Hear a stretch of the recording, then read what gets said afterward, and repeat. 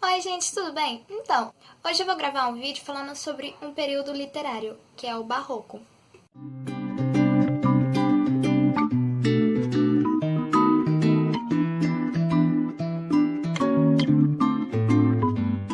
O Barroco ele acabou se iniciando no século XVII, porém no século XVI ocorreram tensões entre grupos humanistas e religiosos que eram contra a reforma protestante. O Barroco no Brasil ele acabou se iniciando no século XVII, no final do século XVII, e ele teve um antecessor que foi o Renascentismo. No Barroco eles tinham várias características. Uma delas que eles tinham era a seguinte, que era o carpe diem, que em latim significa aproveitar o dia ou colher o dia, qualquer um dos dois. Eles achavam que eles tinham que aproveitar ao máximo o dia, porque nunca se sabe o dia de amanhã, provavelmente você poderia morrer. Porém, quando eles faziam alguma coisa, cometiam algum pecado, eles ficavam com isso na cabeça pensando, nossa, cometi um pecado, agora Deus vai me julgar, coisa do tipo, e eles ficavam com aquela culpa. Eles acabam tendo um revestimento de culpa, porque eles sabiam que eles estavam fazendo errado, porém eles queriam aproveitar o máximo possível. Outra característica é o dualismo. Essa questão do Barroco durante o dualismo, eles acabavam tendo jogo de claro com escuro, quer dizer o quê? Quando eles desenhavam ou coisas do tipo, eles colocavam uma cor muito clara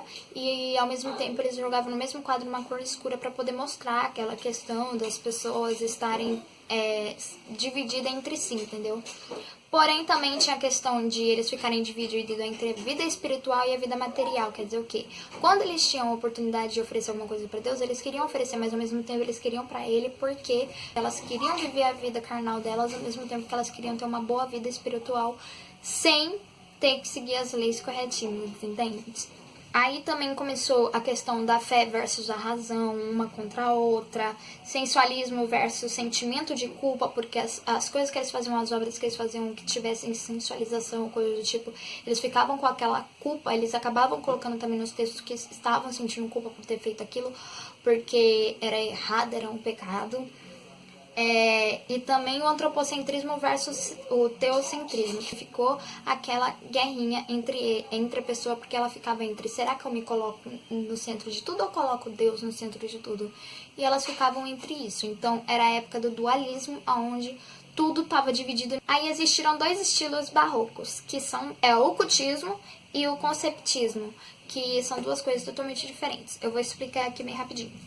O ocultismo, ele era rebuscado, ele tinha grande número de figuras de linguagem, tipo, muito grande mesmo, porém eram específicos, tipo paradoxo, antítese, metonímia, metáfora. Quando eles iam escrever, eles usavam muito essas palavras, muito esses tipos de figuras de linguagem. Aí também eles colocavam efeitos sensoriais, que era cor, semiforma, volume, imagem violentas. Em tudo que eles iam fazer, eles acabavam colocando muitos detalhes nas coisas que eles faziam. Por exemplo,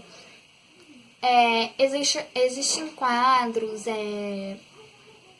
lugares, igrejas até mesmo, aonde você vai e tudo tinha o mínimo detalhe possível, tipo uma flor, tinha várias coisinhas, detalhes por dentro desenhadas, eles valorizavam os pequenos detalhes. Então nisso eles acabavam colocando, por exemplo, eles iam fazer uma obra, eles colocavam formas, tinha que a cor combinar, tinha que ter os pequenos detalhes, tinha tudo que ficar bonitinho de uma forma delicada, entende? Eles usavam muito essas figuras de linguagem, eles usavam metáforas complexas. Uma das pessoas que eram cultistas, que eram aqui do Brasil, é o Gregório de Matos. Eu não sei se ele era do Brasil ou não me lembro disso. Ele fazia poesias religiosas, ele escrevia os conflitos religiosos do homem, que era o pecado contra a santidade, que era aquela coisa de qual dos dois eu valorizo mais. Ele usava muita linguagem rebuscada, ele escrevia mais sátiras, entendeu?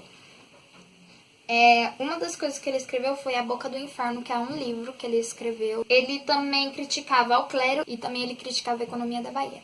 Já no conceptista, eles queriam ser diretos e retos, então eles não eram tão, tipo, cheios de ideias e colocava tudo aquilo no texto de uma forma bem complexa. Eles eram mais diretos e retos. Eles usavam muitos paradoxos. Uma das pessoas principais do conceptismo é o padre Antônio Vieira. Ele usava muita lógica, ele escrevia sermões que são chamados Sermões do Padre Vieira. Se vocês quiserem saber, é só vocês pesquisarem, tem vários sermões dele. Agora eu vou falar sobre o Barroco em Portugal. Aconteceu mais ou menos em torno dessa época aí, 17. Historicamente, o povo ele acabou vivendo crise de identidade pelo domínio espanhol, que é o mito sebastianista, que eu não sei se vocês já ouviram esse mito, que era sobre um rei. Gente, tirei o óculos porque tava cansando a minha cara. Entender? Deixa eu organizar vocês aqui. Então, quem acabou tomando o poder foi os espanhóis. Durante esse período que eles tomaram o poder, as pessoas de Portugal começaram a criar na cabeça deles que o rei ia voltar, que o rei tinha ido porque ele estava descansando ou alguma coisa do tipo, porém ele ia voltar e vingar Portugal e trazer toda a economia de volta, ia restaurar totalmente Portugal, ia melhorar, porque quando os espanhóis pegaram Portugal começou a quebrar, começou a ficar ruim de economia, coisas assim, entende? Então, quando eles fizeram esse mito sebastianista, eles acabaram criando para ter na cabeça deles que pelo menos alguém ia voltar para resgatá-los daquilo que estava acontecendo e ia fazer Portugal ia ser um dos maiores do mundo aí, né, gente? Eles estavam tendo essa crise de identidade porque eles estavam começando a deixar de abandonar essa ideia de tá bom, o cara não vai mais vir, mas ao mesmo tempo eles estavam com medo de deixar, então estava tendo essa crise de identidade. Eles também estavam tendo a Contra-Reforma, que era o retorno da Inquisição dentro do país, quando a Igreja Católica começou a entrar no poder de novo de Portugal e começou a querer proibir tal livro, não pode usar isso, não pode ler isso. Aí, a figura de maior destaque na literatura portuguesa foi o Padre Vieira. Já o Barroco que aconteceu aqui no Brasil, ele foi, historicamente aqui no Brasil, o povo estava vivendo a exploração da cana-de-açúcar, a escravidão dos negros e perseguição ao índio. Então vocês já sabem mais ou menos que época que era. A figura de maior destaque na nossa literatura foi o Gregório de Matos, que eu falei pra você, e o Padre Vieira, que ele não era brasileiro, ele era lá de... Ele era de Portugal, esqueci o nome, o lugar que ele nasceu, mas ele era de Portugal. Porém, ele fazia sucesso aqui no Brasil. Aqui no Brasil, a gente valorizava a literatura frágil presa a modelos lusitanos, que é aqueles lá dos Lusíadas, não sei se eu já falei aqui, Lusíadas, alguma coisa assim, acho que é Lusíadas. Os Lusíadas, que é um livro que eu esqueci quem foi o escritor, porém eu também não lembro qual o período literário que foi, porém ele é muito importante, muito famoso esse livro. Aí, no Brasil também, a gente tava com maior destaque também na nossa literatura, era o Gregório de Matos, o livro Boca do Inferno, e também ele foi o fundador da poesia lírica no Brasil. Então, tipo, foi um cara principal e o primeiro a começar a escrever poesia lírica dentro do nosso país, gente. Agora eu vou falar um resumo do Barroco para vocês entenderem mais ou menos onde a gente quer chegar, que é o quê? Que eles tinham consciência a enfermidade da vida e do tempo, quer dizer o quê?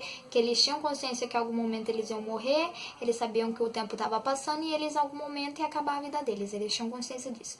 Segundo, meu Deus, é tão difícil de falar assim. A concepção trágica da vida, que era o momento em que eles percebiam muito que eles iriam morrer ou coisas do tipo, e então eles... Nossa, eu vou morrer. Não era só, legal, vou morrer um dia. Mas não era tipo isso, era tipo, meu Deus, eu vou morrer, eu tenho que aproveitar o máximo da vida. Que entra o terceiro pontinho, que é o Carpe Diem, que eles tentavam ao máximo aproveitar a vida. Porém, eles tinham Carpe Diem revestido de culpa e conflito. Por quê? Eles ficavam naquela, vou viver minha vida do jeito que eu quiser antes de eu morrer. Porém, eles ficavam com aquela, nossa, mas eu tô pecando contra Deus, eu deveria seguir os passos de Deus, não sei. Então aquilo ficava dentro deles, aquela divisão de será que eu faço, será que eu não faço? E no final eles faziam e ficavam com culpa.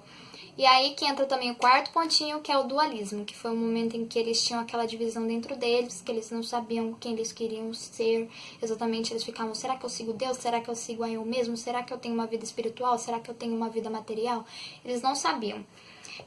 O quinto pontinho é o jogo do claro e escuro, que foi isso daí quando eles desenhavam, eles colocavam cores muito fortes e depois ao mesmo tempo, na mesma pintura, eles colocavam cores muito claras. Eles também tinham essa oposição entre o mundo material e o mundo espiritual, que eu falei pra vocês, que eles ficavam, será que eu vou viver uma vida material, uma vida espiritual exatamente exclusiva pra Deus? Eles ficavam muito nisso.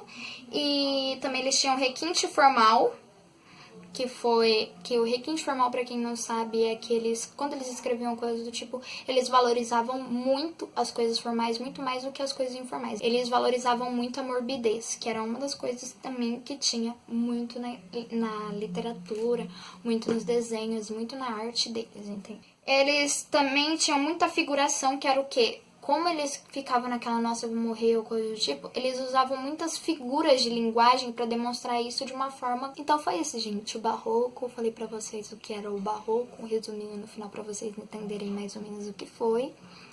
E é isso, gente. Não se esqueça de se inscrever no canal, compartilha com os amigos, deixa um like aí. E é isso, gente. Tchau! Características do barroco. Uma das características do barroco é o carpe diem. Para quem não sabe ou nunca ouviu essa expressão, ela é em latim e ela significa colhe o dia, que também pode ser traduzido como aproveita o dia ou colhe o dia, que quer dizer o quê? Segundo, na época do barroco, eles usavam muito essa expressão por causa que eles viviam um momento de dualidade, quer dizer o quê? Eles eram divididos entre dois momentos. Sim,